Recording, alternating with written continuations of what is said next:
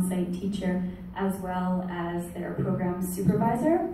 Luckily, as most of you probably know, it always helps when you have someone that's very enthusiastic and will champion the program. So for me, that was definitely Kirk Rustad. He's the program supervisor at the youth custody facility, because I was, very naive, new grad, wanting to bring a library program to these troubled youth, and the teacher was like, "Ooh, I don't know."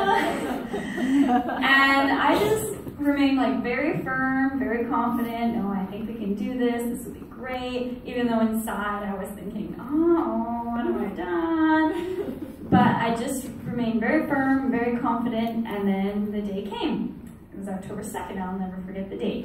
It was my first time going to a custody facility, and I came up there armed with tons of books and exercises, and I was super nervous, but pretending not to be. So how we would, every time I would go there, of course it would be different, but the same. So I would deal with two different groups. There's like one group, they're called secure and non-secure. So I would arrive, I would go through all the checks and typical things that happen when you enter a custody facility. I would wear a necklace that had, like the button that your grandmother has in case she falls and can't get up, but for me it's for different reasons. And then I would be escorted to their small library. And the first group would come. Usually there would be about 7 teens in the group, all male, although there could be women there, but usually not. If there was women there, they would only stay 1 or 2 nights, and then they would get transferred to Burnaby. So all male, and the very first thing we would do is we would exchange books, talk about the books that the boys have been reading. I would talk about what I was reading. This was a really good way for the guys to sort of learn how to book talk, how to talk about literature. Many of them had never had that opportunity before. So that was really great. And then they would, oftentimes some of their favorite books would just stay up there for months, just going round and round to different, like, oh, that sounds good, I'll take that. And they would trade round and round.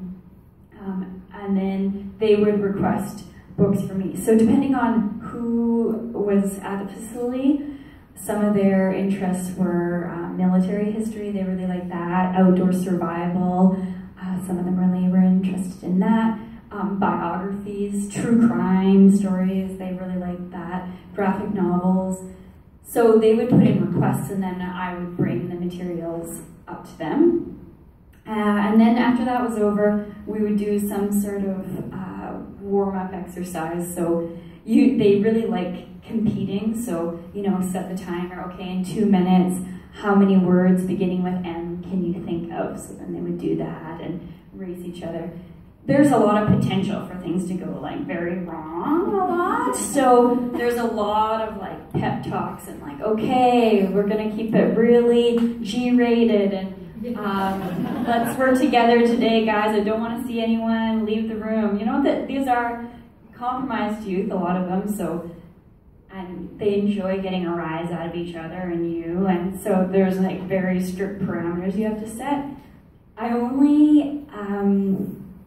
There was only one teen though that I had to say like, you're not welcome back anymore, which was, I was really proud that there was only one, because so strict with the rules, and they really followed it, and I was very pleased about that. So after our 2 exercises, then we had some rules about writing, or we did some exercises around writing a poem, or for them, they usually like to write a rap. And I mean, that was also very difficult because it was a lot of like, shh, okay, let's try and just focus on our homework here, boys, come on. And, gathering them back, but usually, 5-10 minutes they could work on it, and then we would always listen to a song, and so they would request me, like, oh, next time can we listen to this song or that song, so we'd listen to a song, and then I gave them space to practice their own raps, and that was really fun. It was Sometimes it was really heartbreaking for me what they would write about, but they enjoyed that so much, and it was really inspiring to see them just so enthusiastic about sharing different things that they've been working on. So that was just amazing. So after that, then the next group would come and I would do it all again. So it was 2 sessions, 45 minutes, and then I would drive back to work, usually exhausted, sometimes in tears, sometimes really happy and fulfilled, depending on how it went that day. So